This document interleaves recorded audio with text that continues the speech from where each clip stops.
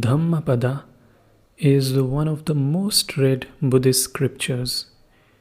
And if you are somewhat familiar with the language Sanskrit, you can understand it comes from Dhammapada, Dharma, which means righteousness, right conduct. In some ways it is also used as religion, and Pada means the path, the footsteps. So Dharma becomes Dhamma in Pali language, and you get the right path to be followed, or in this case we are talking about right path prescribed by Buddha. So Dhammapada is basically a collection of Buddha's sayings, and they were later compiled and preserved. So it's a very simple text. It just talks about some of the ideas that Buddha talked about. And at one level it's very simple, very useful moral principles. At another level it's quite interesting, because it's a kind of a door to the deeper Buddhist philosophy. So if you're just getting familiar with Buddhism, it's a good place to start. And I'm going to help you by reading a few pages from the book. And I'll read the chapter on the idea of self, because whenever we talk about spirituality, the central aspect is usually the consciousness, the self, or if you talk in Hindu vocabulary, it's called the Atman, the soul. So I will talk about that self, that chapter. I'll read it out for you, verse by verse. It's just a sequence of verses. So after every verse, I'll pause a little. I'd like to explain or make some comments on that and then move on. So let's start. Chapter 12, Self. If a man holds himself dear, let him watch himself carefully. During one at least out of the 3 watches, a wise man should be watchful. So you see how the idea is about observing yourself. That's the idea of spirituality. So let's move on to the next verse, which says, let each man direct himself first to what is proper, then let him teach others. Thus a wise man will not suffer. This verse literally means that practice before you preach. And at the end of it, you notice that there is some emphasis on suffering. And that is the constant theme throughout Buddhist texts, that they do talk about the end of suffering, how we can contain our suffering. And even the dogmas of karma or rebirth, reincarnation, all these things, the idea is always about ending the suffering even after life. So that's really the central idea of Buddhism. Moving on to the next verse. If a man make himself as he teaches others to be, then, being himself well subdued, he may subdue others. One's own self is indeed difficult to subdue. Combining this with the next verse, which says, self is the lord of self, who else could be the lord? With self well subdued, a man finds a lord such as few can find. So this gets to the point that before you talk to anybody else, before you preach anybody else, you control yourself. You understand yourself. And the emphasis is that it's very rare to find people who can achieve that. Then in the subsequent verses, they talk about the negative side of the self.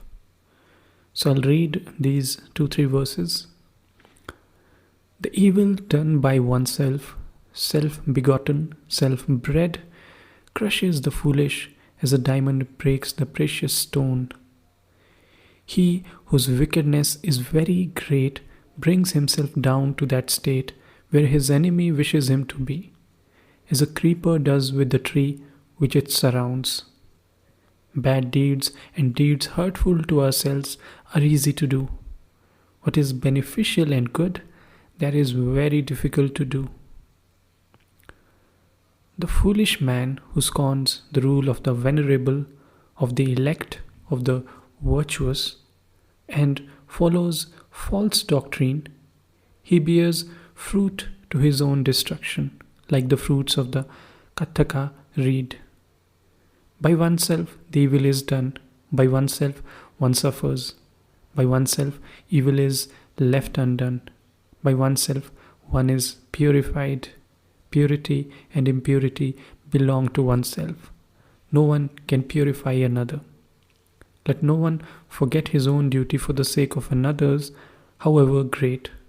Let a man, after he has discerned his own duty, be always attentive to his duty. So you see, the theme here is that human beings are vulnerable. And we can do good deeds, we can do bad deeds, it's entirely up to us.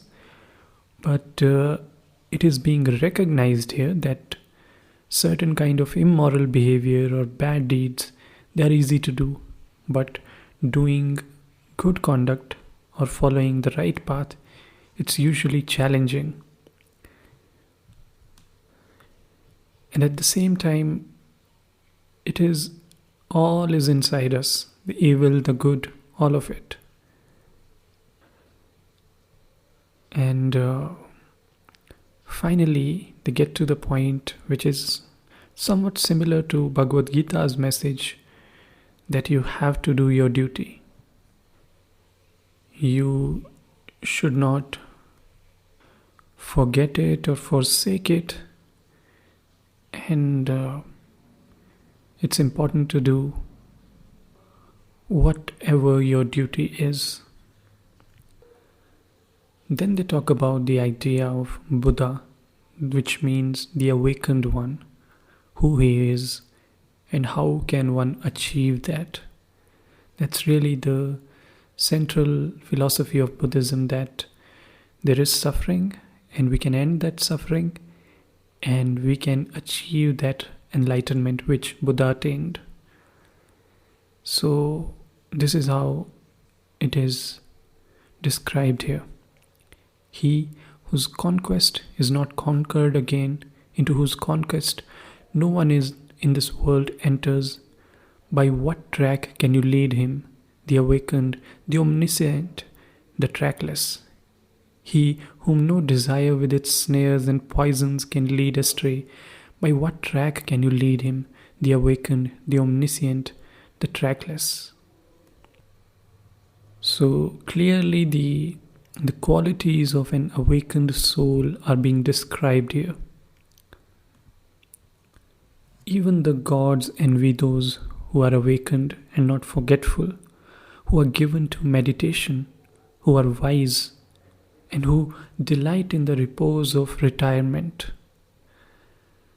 So, first thing you should notice here, the gods that you are observing here, it's not really the typical idea of God. It's very much similar to the Hindu concept of gods, where we are not talking about the supreme being, but we are talking about some kind of superior entities, maybe in this world, maybe outside this world. And it is being said here that all those things, they kind of envy this awakened being. Not to commit any sin, to do good, and to purify one's mind. That is the teaching of the awakened.